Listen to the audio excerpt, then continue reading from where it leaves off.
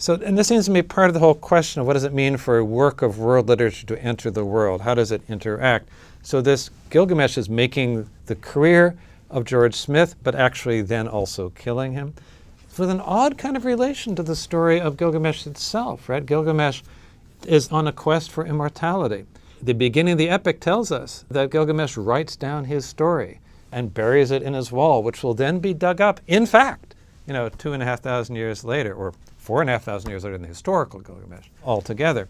So this epic, which is so long lost, comes back into the world through this multiple relay, furthered by a guy named HARMWLXX2016-V004800, the first important Iraqi archaeologist, who is a friend and then rival of George Smith, and finds a number of these tablets. Rassam, in turn, writes his own adventure account called Ashur in the Land of Nimrod, an account of the discoveries made in the ancient ruins of Nineveh, Ashur, Sepharvaim, Kala, Babylon, Borsaba, Kuta, and Van, including a narrative of different journeys in Mesopotamia, Assyria, Asia Minor, and Kurdistan, by HARMWLXX2016-V004800, author of this, and that, author of that. And he has a picture of himself looking more British than the British in his frontispiece, with a map of Mesopotamia behind him and photographs of some of his archaeological discoveries with him.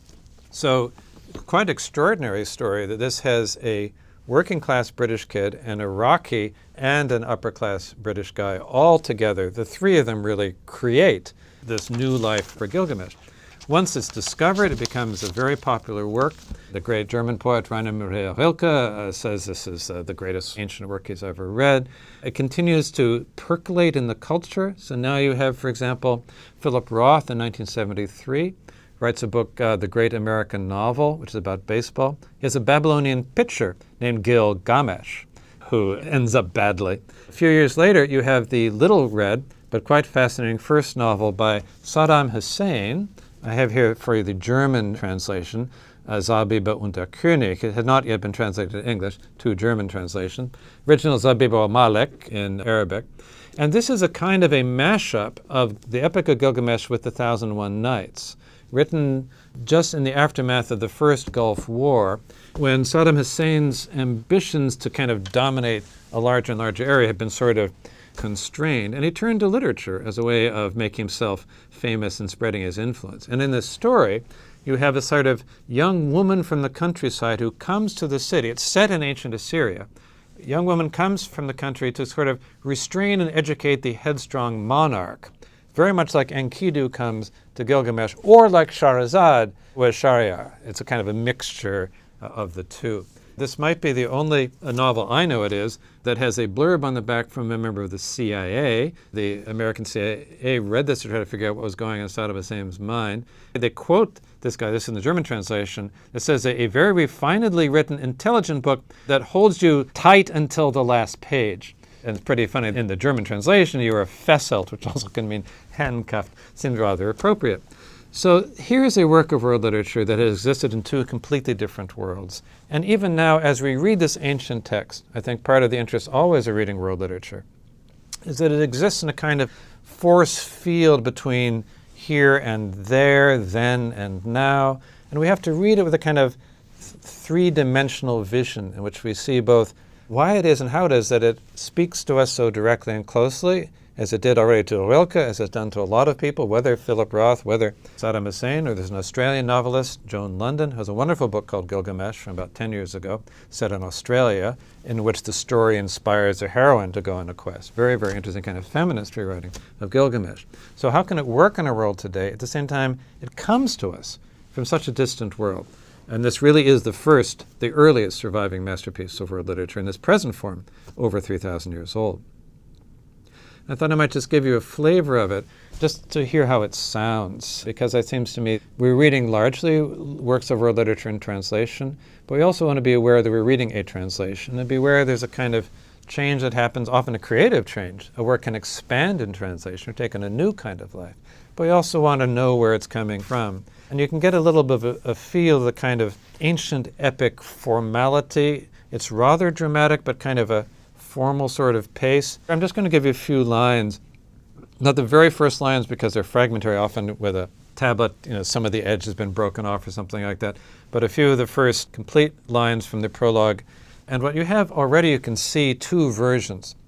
The epic goes through an extended history. We'll talk more about that in due course. But originally, the first version of the completed epic began with a kind of heroic, dramatic beginning, surpassing all kings, lordly in appearance, Auric-born hero, the goring wild bull. And it was known in the ancient world, you usually knew a text in ancient Near East by its opening line. It was titled. So, Shutor Elishari was its name, surpassing all kings. That is now lines 29 and 30. The final version that we have, a new preface was added by the guy known as Sinlek Unini around 1200 BCE. And he is remaking this into a story about the search for ancient knowledge. So it's not so much the adventure story that it had been, surpassing all kings, but more about finding what is hidden, finding what is past. Very interesting. Then this first work of world literature is about seeking antiquity to find a modern lesson. One of the things that's really struck me with these ancient texts is it turns out no one ever lived in antiquity. You live in the present. And the oldest texts we have are already talking about an antiquity that they're reacting against. So let me just read you, this is lines 7 to 10, and then 29 to 30. So part of the new prologue, more wisdom and antiquity-oriented, then a couple of lines of the more adventure part. That's also, of course, still there. So he saw the secret and uncovered the hidden. He brought back a message before the flood. He came a long road. Weary was granted rest. He sat down on a stela, all his labors. Here it is in Akkadian, the language of the standard form of the epic. Ni sirtur umurma, katinti iptu, ublata ema, shala'am abu, ura rukta ulikami, ani urshupshu, shakin an inanare, kalu manachti. Then the more dramatic Rakam Sakam adventure story, surpassing all kings, Shuto delishari, Shanu de Belgatti, Kardu de Uruk, Rimu Mutakpu. So you can get a sense, I think, of the kind of measured, formal progress, but also the dynamism of the way it goes on, a lot of alliteration. You get these lines that are half lines and then couplets, so you could have a pair of half lines, pair of half lines. And in a lesser hands, the second line is kind of repeating the first, catch your breath. It helps for remembering something, hear a version of it twice. But with a great poet like this, he never wastes a half a line. It's doing something else. It's adding something new. I think you can hear something like the drama of this great master of the very first work of world literature.